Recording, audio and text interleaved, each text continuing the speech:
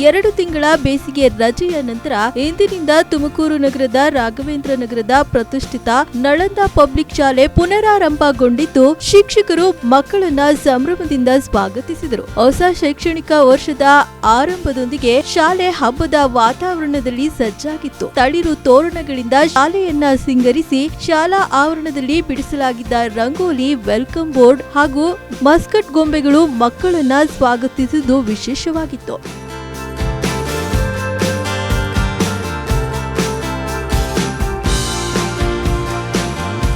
ಮಕ್ಕಳು ಸಹ ಹೊಸ ಹುರುಪಿನಿಂದ ಶಾಲೆ ಪ್ರವೇಶಿಸಿ ಮಸ್ಕಟ್ ಗೊಂಬೆಗಳೊಂದಿಗೆ ಸಂಭ್ರಮದಿಂದ ಕುಣಿದು ಕುಪ್ಪಳಿಸಿದರು. ಶಾಲೆಯ ಮೊದಲ ದಿನ ಬಣ್ಣ ಬಣ್ಣದ ಬಟ್ಟೆಯಲ್ಲಿ ಪುಟ್ಟ ಮಕ್ಕಳು ಓಡಾಟದ ಕಲರವ ಶಾಲೆ ಪೂರ್ತಿ ಆವರಿಸಿದ್ದು, ಪೋಷಕರು ಮಕ್ಕಳನ್ನ ಶಾಲೆಯ ಒಳಗೆ ಬಿಟ್ಟು ಅವರ ಸಂಭ್ರಮವನ್ನ ಕಣ್ತುಂಬಿಕೊಂಡ್ರು.